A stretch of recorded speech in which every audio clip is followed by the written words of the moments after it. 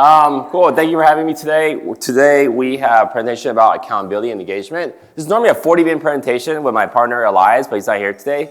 He uses a lot of big words and he's very motivating. I'm not, so we're going to do this in 20. So, let me just pick a good spot. Okay. Just a little. Where's the computer at, Justin? Okay. A little about us. I've been licensed for 16 years. Been with 3 brokerages. This is my 3rd brokerage currently with EXP. We're number 1 in the world 2 years ago. Last year, number 2. Currently, we're number 2 this year. We had at our peak. Yeah, where's this computer? What's the point at? Okay, perfect. What? Oh no. Okay, I'll just go like that then. It's a lot of slides. Well, so mindshare. There's market share, there's mind share. Market share is obviously, your productions, your sales in a certain geographic area. Mind share is I gotta do this like this then. Mind share is making your consumers think about you, or in our case for this conversation, it's the amount of time we spend as leaders thinking about our team members. So recently, just to give you some numbers, we currently last year, in April, we had 374 team members. That was our peak. We went from 11 to 110 to 220 to 330 every January consecutively last couple of years. But as the market kind of changed last year, we decided to shift our focus. Instead of recruiting at a high level, we wanted to have more quality agents. So last May and June, we shedded 99 agents. So we dropped from like 370 something to now down to around 270 something. And we started this year with about 205 team members. Right now, today, we have 205 team members. This year, we've recruited over 110 team members. We've lost 110 team members. But we have over 90% retention of our top 50 agents, our top 50 producers. So we've been really focusing on increasing per agent productivity, and these are some ways we've been doing it. Slide. So one thing we do with our leadership team, we have a quarterly meeting. The 4 of us on our leadership team. It's me, Elias, our Director of Sales and Coaching, Karina, our Executive Director, and Molly is our Director of Agent Services and Success. We lock ourselves into a room for 6 hours a day on average, and we start off by going through a roster of our entire, going through a list of our entire roster. It usually takes about 2 hours with a list of 200, and we kind of talk about really specific, have you seen this person? What they like, what's your interaction, have you shown up, and such. And we go through and we look at whether we recommend that we enroll them in the program to recommit them to the business, or if we should drop them from the team, or they're a maybe. A maybe usually ends up in a phone call, just checking in. When we did that big purge last year, many agents actually, I think 10, immediately 10 people that we said, hey, I'm done with real estate. Statistically, this is from Gary Keller, it's on Inman article. There's like 1.5, let's just say there's 1.6 million realtors this year. Crickets, I like that. I'm hurrying. He said that there's over 500,000 agents leaving business. So a third of agents are leaving the business this year. A third of agents are coming in. And we're seeing that constantly, probably 90% of agents will leave the business within 3 years. So realize if you can't get people productive, you should just give them more information to make faster decisions, whether this is business for them or not. Slide. So it's hard to see, and by the way, all these slides are the QR code at the end of it, so these are a little hard to snap. So we start off, we text the agents multiple times, hey, checking in on you, emailing them, hey, is this something you want to commit to our team? We saw your production hasn't been there. Is there something, you realize like running a team is a two-way street. It's not just you come here, you just hang out. Hey, what are we doing? Maybe we're not the best partner for you, for your business, but let's just do a check-in to see if we're the right home for you, or we suggest that they go solo with EXP Realty, which is our brokerage. And then if they do decide to come into our environment slide, we have them do various activities that we track. I'll try to read them right. We have a list of it you can read, but every week they have to have 80 prospecting calls, preview 10 homes, 3 buyers consultation, 1 open house, post at least 3 stories a day, create 1 reel, home evaluations, clean their CRM, have 10 recorded phone calls, stuff like that. So we really try to give them action activities for them to do and track. Because before our team has evolved over the years. Before, at one point, 3 years ago, we were kind of the team, or the fun team to be, like 4 years ago when we started at this brokerage, 10 to 100. And next year, we became a really big Zillow Flex team. Next year, we were big on social media. But now with the market shifting, we are still all of those things. But now people in our market know us as kind of the fun team that's really big on productivity. So our average agent tends to be newer. A huge accomplishment we had this year, California Association of Realtors recognizes 10 rising stars. Essentially, it's their Rookie of the Year award. This year, out of the 10 selected in the entire state of California, we have 2 of them on our team. Three years ago, we had 3 of them on our team, and 2 of those people did like 25 transactions their first year with us. So we've been really known in our market to groom top producers. Another program that we've created that Elias runs 100% is the Intensity Workshop. It's all gas, no brakes, no BS. It's like part of the slogan slide. So we run these every 2 months, and they've been really great for us. We have about a 50% completion rate. And if you want to snap that, that's the easiest thing to do. We put people into groups. They meet every Friday. It's a 4-week competition workshop. And then they have accountability partners that hold each other, they call each other to check in throughout the week. And if you miss a single call, you're out. You come in this call, I think there's no warning, there's nothing. You come in this call, they'll just kick you right off the call if you didn't do your thing. So it's really great because not only are you helping the agents now build habits, which are leading indicators that will create lagging indicators. Lagging indicators are the sales, but what leads to sales? The activities leads to sales. So any new agent can do this. And once again, that rhythm of having success from it, then they're going to continue those habits. And we were tracking this in Sisu, but now we just use a simple type form for many months now. But more recently, we signed up for Agently. Agently actually is a really great product for its price point, for tracking activities. You can run courses on there. You can do workshops, stuff like that. Next. So just examples of what you can accomplish in the time during the program. Next. And this was the results of 2 programs ago. And then more recently, we took all the results and put them into a nice shirt. So now, I didn't grab mine yet, but now people are proud to kind of walk around and showing that this is the results. Because too many people are watching Selling Sunsets, and I don't watch any of those shows. So like, it's just, they see the glam and the fun and how cool it is to be a realtor. Because the real work, cause I've been asked many times by people, okay, can I mentor you for a day? Can I shadow you for a day?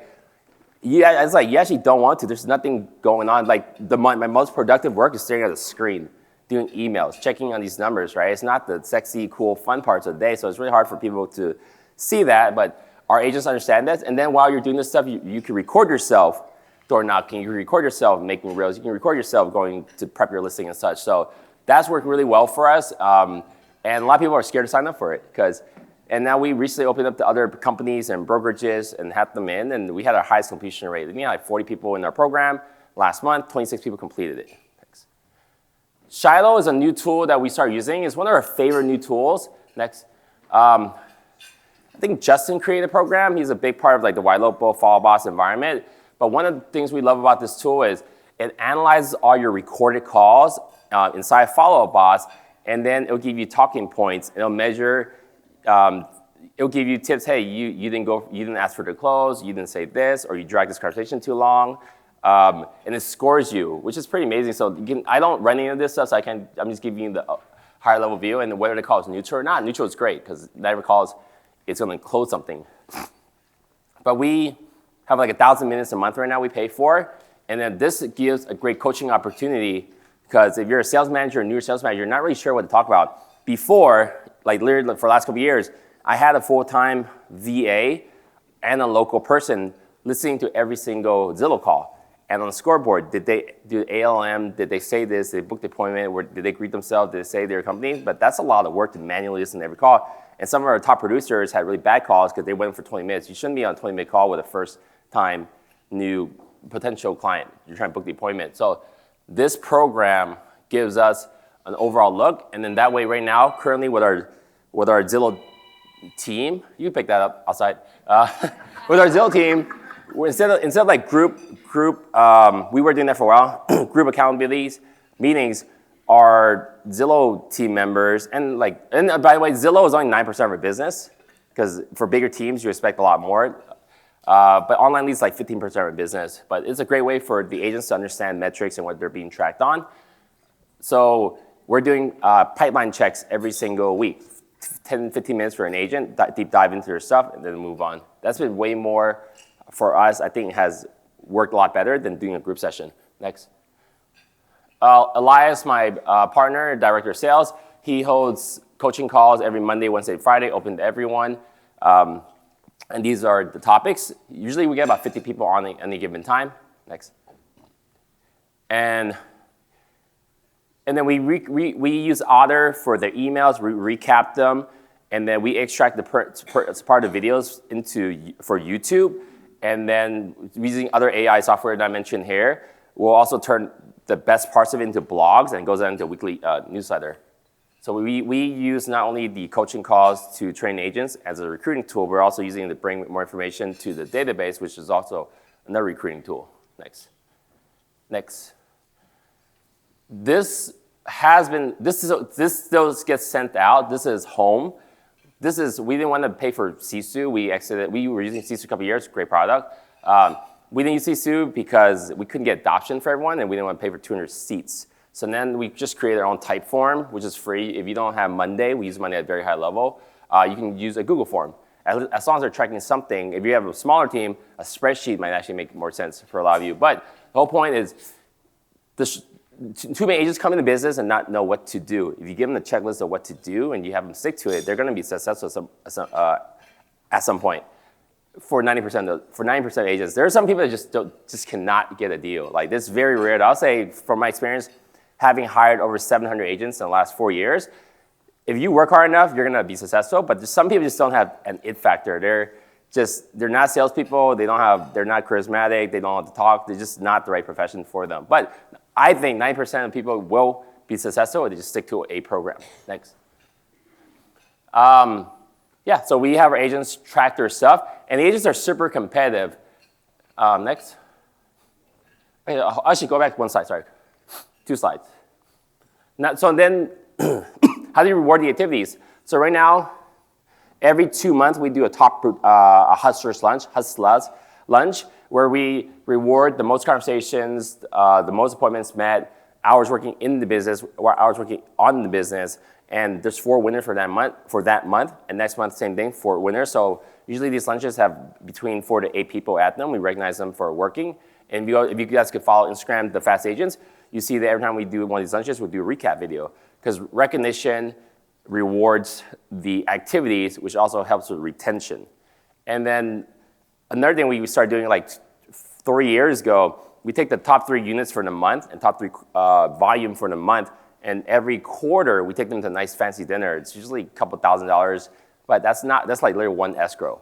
But the agents love it. Many of the people who are working on making their way into Hustlers Lunch, like you'd be surprised like how important it is to a lot of the agents to be seen. A lot of the agents coming in is like, man, I've been working. They cry at dinner like they're like, I've been working getting to this dinner since I started in the business. So we kind of give them a pathway there. It's people who usually make the lunch will somehow make it to dinner. And we try to make it very competitive. I usually tell people I hope I don't see you here again at the next dinner. Because if they don't, that means we have new people coming in, which makes it more competitive, which makes more sales for everyone. Content. Content is a big part of our, oh look, Nashville. This is a slide reuse. Next. We create quite a bit of content. I'm not going to make this a social media thing, but we have full video editing team, like 4 people. We have studios built out in a couple of offices. The challenge, we cut over 2,000 videos, probably close to 3,000 now. The challenge with social media now is the studio stuff, the talking head stuff does not work as well as it used to. People just want authentic content. They kind of just want you ranting and rambling and doing different things. Trends are hard to follow. TikTok, Instagram does not promote trends that are like popular music and this and that. They actually just want you to talk to the camera. So if you look on your own feed, many of the interesting stuff is just like random people doing random things. So we're always trying to up that. Recently, we started a fast food series. We do a lot of fun content at our events. We try to just do a lot of creative stuff at all times, but we still have a full-time video editing team. Next. We do a ton of events. Like we do an annual barbecue. We bring people out. Holiday shoots has been good. Holiday shoots not only is great for our own agents for just the fun part of it, but we also open it up to the agents' client database. because we've seen many agents successfully do Santa stuff or holiday shoots or Thanksgiving. I mean, now is a great time, November, to get holiday photos for your clients. Go rent out a photographer, go to a park somewhere and create those pictures. It's a great way to do business. So we do that at a high level for our team. We hold a lot of the events. Next. We took our entire team to Cabo. Well, not like we didn't take. We awarded the top 20 producers last year. I think this trip was like 2 years ago. Yeah, we took our. It was a mess. That whole event was a freaking mess. People still talk about it. Bringing 60 people on a team with open bar and everything was not smart. And even a lunch like this was a wreck, but it was very memorable. And people actually loved it. No one left because of that, but it was. I wouldn't do that again. This is one of our very, very first workshops for intensity, and then we had, I think it says Bootcamp Baddie or something, but we won that. Do a lot of speaking events, so Halloween parties. We try to do as much as we can to get people together. Next. But events have been hard, because last year, with the market being the way it was a down market. Some people are not enthusiastic or happy. It was, like, I would hate to go to the event. Like, how's business? It sucks. You too? Me too. Like, it's not the energy. So we decided to cut down the events last year and double down on recognizing our top people and working more on retention and just bringing up more people. So you see in the local, like, great job sign, this is a great event. Getting people out of the events is much, much harder than ever before. I go to conferences a couple times a month, and like, this has been smaller and smaller. Mentioned to you the top producer dinners, Hustle's lunch earlier. Thanks. We try to do a lot of workshops at our offices. Like, one year we did like a Squid Game theme. When Squid Game was popular, we had big TVs going on these counters, and we try to mastermind, and then at the end of it, we serve soju and beer or Korean food. And then when we do panels, a lot of panels at the office, we bring top talent, like from Phoenix and Portland, just all over. So we try to always bring in the local and be. One thing that's like unique about us, we're with EXP, is that there's less oversight. Nothing we're doing crazy. So, like, and I have 8 offices, way too many offices. I'll talk about 10 a day.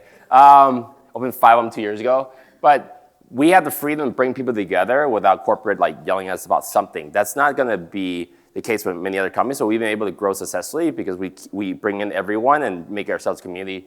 Also with our office spaces too, not mentioned in these slides, one of our biggest source of business is client appreciation parties. So our agents can rent our offices at a huge discount. We have an 8,000 square feet warehouses at headquarters. They do birthday parties, baby showers, like anything you can think of, workshops and different things, and then bringing in a crowd. So we let them use our spaces for cheap. Next. Why am I holding this? Next. Okay, the faster I thought. Here's a link to the slides if anyone needs it. And with the market the way it is, like one thing we're constantly adapting. We're trying to create now with this up market. We have 8 offices right now. We shut down 2 last year. We opened up 2. We shut down 2 this year, but we opened up 2 new locations based on the growth of the agents. And we're reevaluating a couple of spots next year. But if we lessen some spaces, because we are truly, like, we also track on our offices all the Bluetooth activity, who's using it. It's been shrinking every year. Based on our population of 270 agents, like 1 out of every 3 agents actually use the office, mostly for printing. So we're thinking maybe cut down some spaces and then rent out, probably not at the scale, but rent out like a brewery or something to hold more local training events. I think we'll have a better ROI for us. And then with the way the market is, not talking about specific to any brokerage commissions, the compensation thing has not affected us. We're looking at the numbers. The commission's been the same. But we do think that there will be a continued decrease in the number of agents. If you're looking at a big scale, this was from Notorious Rob article in Min, the average broker, the average mega broker, their profit margin is about 3%. You get better use than that in literally the bank. So there's literally technically way too many agents, and now everyone's fighting over to clear cooperating to try to, beef up their own private inventory and, double ending stuff. So we see a shrinkage in the number of agents. I think we'll probably be a third less in like 3 or 4 years. So as you're growing your business, you want to anticipate that, which is good for the people who are still in the business or will remain in the business. My opinion is commissions will probably decrease a little, but we're going to get a bigger share of the market. It's just way too challenging right now for new agents to come in to do business and compete, to get things signed. So, but there's a huge opportunity if you're in this, if you've been in this couple of years, the next couple of years are looking really good. Surprisingly, we are having, with like half the agents, we had our best October we've had in 3 years. September was the best month for us this year. November is looking really, really good, also one of our best months. Cancellations are things that's really been a wild card for us. In August, September, October, we've lost like, October? September, we did like 88 transactions. We had like 20 cancellations. Last month, we did 70-ish. And we had like 19 cancellations. Cancellations are huge. I'm not inside the information enough to know why they cancel, but cancellations is something to watch out for, but people are coming back in. And whether I was thinking this morning I was going to go on rants. Most of my business comes from just ranting on Instagram stories. I'm a Kenny Fast, you guys want to follow me? Whether you think this election or what's happening is going to affect your business positively or negatively, you're correct. It doesn't matter. Interest rates are going to go up, but then you realize there's also pent up people that's been waiting. There's pent up demand. I wouldn't just jump like, hey, you ready now? But find ways to touch your clients. Their sales are still happening very actively. Lucky enough, we're in the West Coast. Just really quick close out with that. The West Coast, where I'm at, the market affects us the most because of the highest price point. So when the market gets hurt, we get hurt bad, and when it comes back, we swing up and down. So I'm optimistic. I actually think it's a better environment to work in with these higher interest rates and slower market because it lets you have more time to nurture. It takes more work, but it lets you have more time to nurture your clients, but there's more sales happening, so when things do kick off, you're in a better position. Anyway, thank you. Yeah.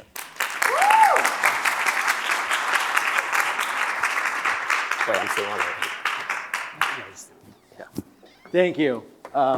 That was amazing, right? Yeah. He runs an amazing team. And last year, just to give you a little perspective, the last year volume was $590 million.